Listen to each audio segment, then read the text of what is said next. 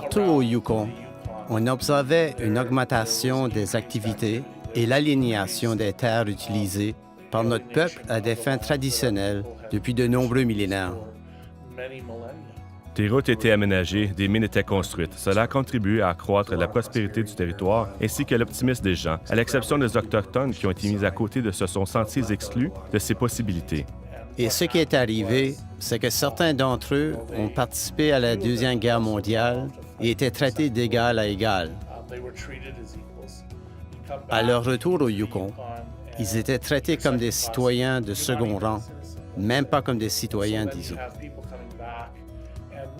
C'est là qu'ils ont constaté que la situation au Yukon n'était plus aussi reluisante qu'elle l'avait déjà été, pour ainsi dire, et qu'ils ont vu leur situation sous un nouvel angle.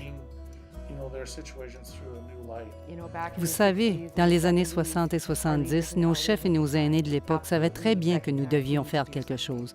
Nous devons agir maintenant, autrement, il n'y aura plus rien pour nos descendants. Nous avions le sentiment généralisé que nous pouvions décider de notre avenir. Nous avons le droit d'éduquer nos enfants. Nous avons le droit de réussir et de saisir les occasions de développement économique qui se présentent sans devoir obtenir l'approbation d'un ministre des Affaires autochtones à Ottawa.